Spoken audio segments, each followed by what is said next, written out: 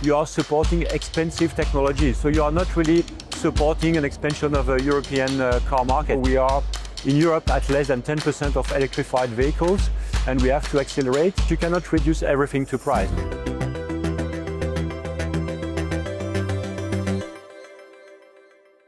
Welcome to The Big Question, the series from Yoronews where we sit down with some of the biggest names in industry.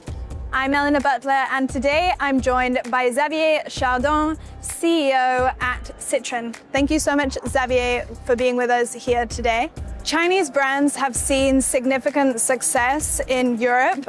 For example, BYD has been very popular in terms of its EVs.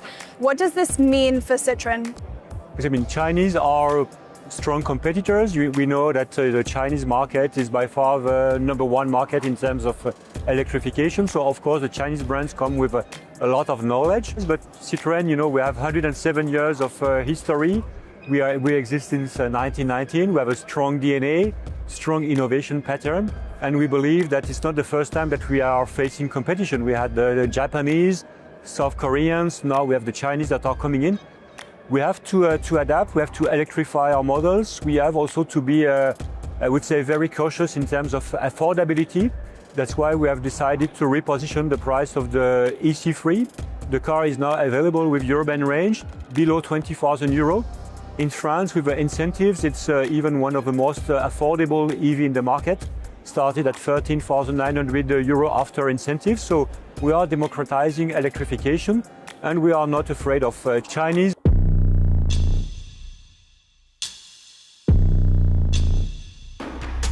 Citroën is an established, well-known brand, but given that there are so many cheap Chinese alternatives in Europe, do you think that brand loyalty really exists nowadays? Brand loyalty at Citroën is still strong. We are at above 50%. So we have a strong base of loyal customers. So price is a very important element of the buying process, but you cannot reduce everything to price. If you are focusing on price, you may be overtaken by newcomers like Chinese or other brands that will emerge by promoting their cars.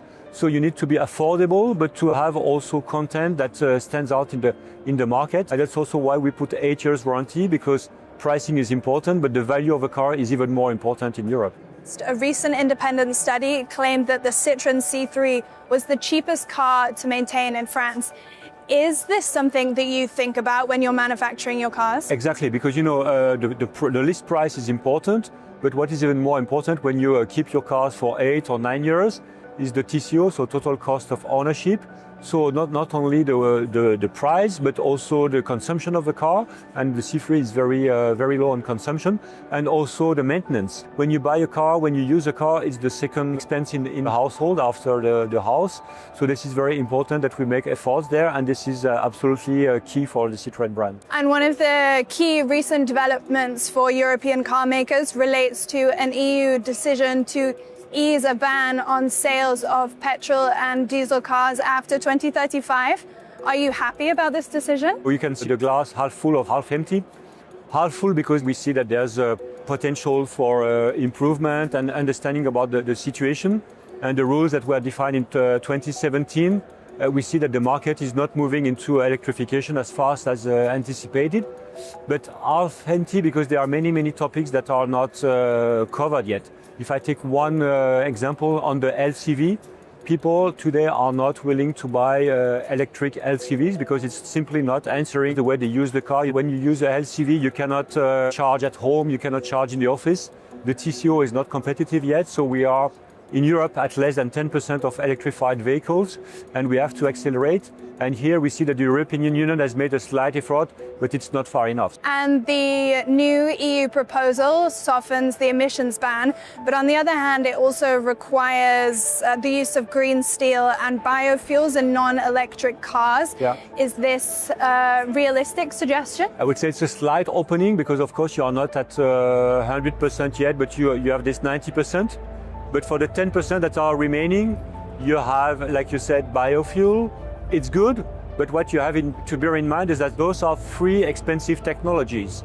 And today, if you look at the European market, before COVID and after COVID, the market lost 3 million cars. those 3 million cars, 60% of them come from cheap cars or entry models, cars that were below 15,000 euro that disappeared.